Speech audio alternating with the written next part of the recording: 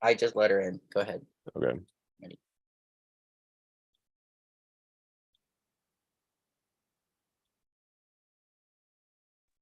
Hello?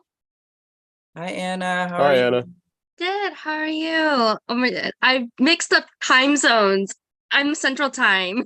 Oh, no, you're good. That's what we thought, but it's okay. We were all also just like a little bit late joining to our own meeting, so it sort of worked out. Okay, sounds good. Well, it's nice to meet y'all. Yes, nice to meet you. So how it works is that you have 5 minutes for your speech and then 5 minutes for your a little Q&A afterwards. Richard will be our time card keeper. He'll give you a 2-minute warning and also 1-minute warning, and I'll also put those in the chat. And yeah, do you have any other questions before you start your speech? No, but I did send an email that I updated my speech. Yeah, I did see that, but go ahead Okay, and use whatever you want to use. We'll definitely keep that in mind. okay, for sure. All right. Whenever you're ready, the floor is yours. Okay, um, I'm ready to start. Um, so hi, I'm Anna Marie, and I'm a recent graduate at Illinois State University, and I studied communications, but I also had some theater background as well. And I want to start with my values and my mission statement that I live by. So I value empowerment, engagement, and education, especially through media and storytelling and content creation. I believe like that especially helps youth and our generation be the best versions of ourselves and to tell stories. And then I also have like a mission statement that I tell in any interview or telling anyone is I always believe that youth can change the world. I believe in safe, diverse, inclusive, and equitable spaces. And I use storytelling, social media, public relations, and so on and so forth. Because I believe it can empower people, heal people, inspire people, and amplify people of color, the LGBTQ plus um, community, people with disabilities, people with different identities. I really want to amplify people's voices, and I think that's important. I just want to enrich community, strengthen others, educate others, and make an impact through engagement. So going to my main part of my speech is so I've served in a lot of leadership roles, and internships and teams. So I learned about both soft skills and hard skills. But I always feel like I had a deeper purpose. Like I said, I studied communications, and also had a theater background. So I believe with content creation, visuals, media. Um, I also recently got a camera, which I really want to use throughout my time on Mafa board. Um, and I just feel like it brings a bigger purpose of not just creating visuals, but to tell a story behind that. There are some things I want to implement. Stories, reels, interactive Instagram posts, promote visual and meaningful artwork, and any content creation that comes with it. I might want to introduce podcasting. I've started 2 podcasts on my own. Growing up Asian American, interviewing people, things like that. Because I feel like through visuals we can tell a story. And then for like merchandise design, I thought of like the meaning behind resilience, bringing people together, and activism. My background also comes. I love art growing up in anything, so from video to audio, photography, you name it. I live on Canva, the design program. I love Canva. I love it. And um I just want to make sure that as a media director, people are seen and they are heard. So yeah, and then the final thing I want to say is Mafa to me means unity, community, and being a place I can call my second home. Okay, that's it. Great job. That was really good. Yeah, so just some general questions before you real quick. I know you said you talked about leadership roles, like what sort of skills from those leadership roles are you hoping to translate over here to Mafa? And like so that because it is a leadership role that you are applying for. So what kind of skills did you take from those previous leadership roles that you're trying to bring over into Mafa that you think will help Mafa in the long haul?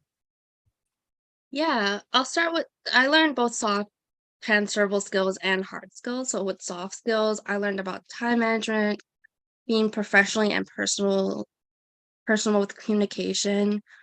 Um, I learned about being organized, being committed, and being engaged. I also learned about facilitating. There's a bunch of soft skills I learned throughout my 4 years and also in my recent job of how I'm growing as a person, but how can I help others people grow?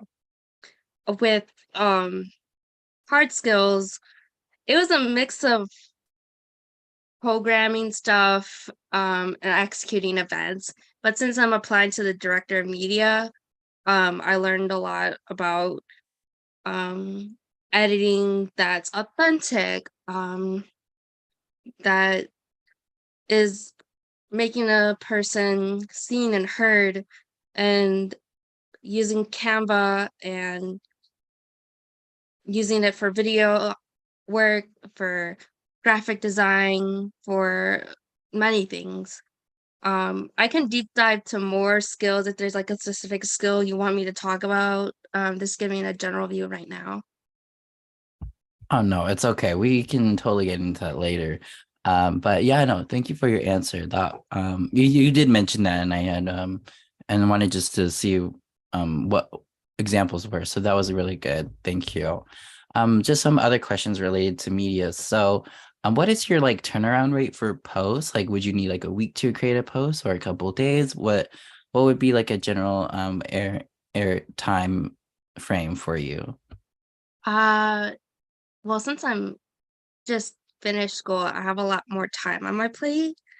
And I can do it within a few days, but it also depends on how much I have to post as well, like depending on my capacity. Because I know if there's a lot of events or my team wants a lot of um things being posted, it depends on my capacity, but for the majority, it only takes me a couple days unless it has to do with photography or video work. Got you. So when it comes to the social media, what's like your vision for the Mafa social media?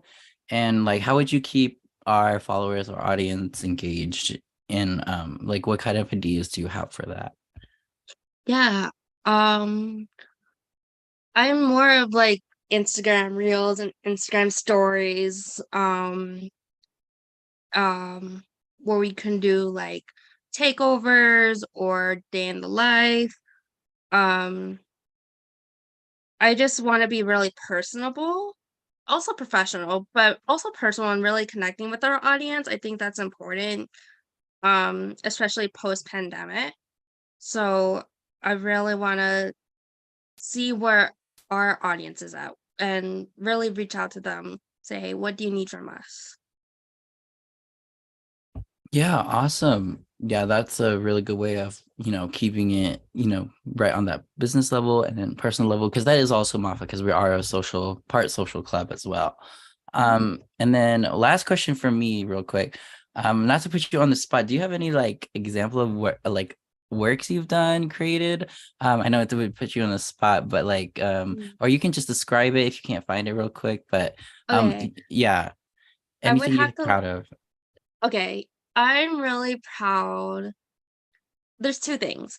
Okay, one is I work with MASU, which is another nonprofit organization. It's actually the Midwest Asian American Student Union. And I was a programming chair, but I took over the PR for a month, and I was talking about New Year's, but in different cultures, because I feel like people only know about Chinese New Year's and then the American New Year's version. But there's actually multiple from Indonesia to Malaysia to various parts of Asia. And I was proud of that because I was not only just using visuals from Canva, but I was using examples, a little bit of storytelling and showing um other parts of culture that is usually not shown on media. I think that's my purpose is like, there's so much on media that's repeated and we don't know where the facts are and we don't know what is bias. And I just really want to be like true to the facts. Oh, and the second one was like podcasting stuff, which I did like interviewing people or Asian Americans about their mental health, their story, their journey, and things like that. Because again, I say media is also storytelling. Yeah, awesome. You did mention that, and I completely had forgotten about it, which I think would be really cool if we were to implement something like that. I would. I want to see where that would go. So that's really exciting. It is time, but I was the one asking mostly the questions. I like ask my board if there's any other questions we would like to ask Miss Anna real quick before we let her go. Does anyone have any last minute questions for her? I have a question. So you were on Mafa board 2 years ago. So what do you think you can bring differently from the last time that you were on the board? I was a youngling back then. I'm still young, but that was it was around my freshman and sophomore year. Um, I think what I can bring differently is more confidence. I think and empowerment because yes, I took a lot of leadership roles and that did bring me a lot of growth. And I did learn from that, but also personal growth. I really feel like I'm not only just gonna connect with my Mafa sphere, but with my team. Um, I just really feel more confident in connecting with others, hearing them, and communicating with them. So, what I bring to the table is my own confidence and also how I can support my team as well. Because I feel really confident I can support my team and check in with them.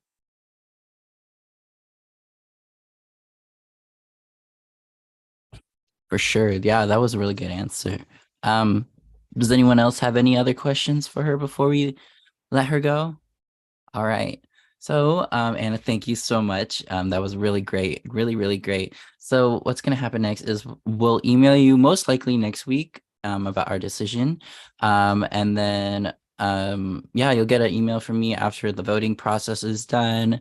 And yeah. So do you have any other questions for us before we let you go? Um, I did. I was wondering how Mafa is doing now because I feel like last year I was mostly part of Masu. So I wanted to know, get back into the community, see what students needs. I, I guess it's a general question where Mafa is at right now. It can be any broad, like where my community is at, what they need, or Mm-hmm. the media side or team. I think right now we're still in the recovery phase from COVID-19, but a lot of schools have started rejoining us. And so like they've been like I guess re like we've rebranded themselves, I guess, and they're like rejoining the Mofosphere, which is really good. And so we have a lot of schools who we've onboarded. And so with that, I think it's just a lot of trying to, we're still in like the stages that we could be better, but it would take more than a year for just like one of us to one of a board group to really see any growth wise. So I think we're still in the growth stages from COVID-19, but I think we're in a good spot right now. I think our major thing though would be funding. Mhm. Um, I think that is just a problem that we sort of had this year because like I said, it's hard to get a little bit of engagement since we really are mostly like online sort of group. So I think that's if I mean Lexi could reiterate that our problem right now is just mainly funding. But Yeah. yeah. Would anyone else like to chime in on how Mafa's doing in general? I think just as we continue to look forward into, Mafa's continued future, one thing that I would like to see, optimally is kind of the development of culture in our member orgs that, Mafa, is important. Like Chris mentioned, I think that used to be much more of a thing, pre-COVID era. And, because of the pandemic, because we went full remote, that sort of, culture was lost, amongst many of our member orgs. So trying to encourage, our underclassmen, to get and stay involved with the Mafa sphere will be one of your important responsibilities. Interesting and good to know. Anyone else have anything to say? All right. If no one else has anything to say, thank you so much, Anna, for joining us tonight. We'll message you next week, and yeah, you're free to Awesome. go. Thank you. Thank you. Thank you. Have a good night. Thank you. You too. Thank you. All right, everyone. Thank you. Thank you.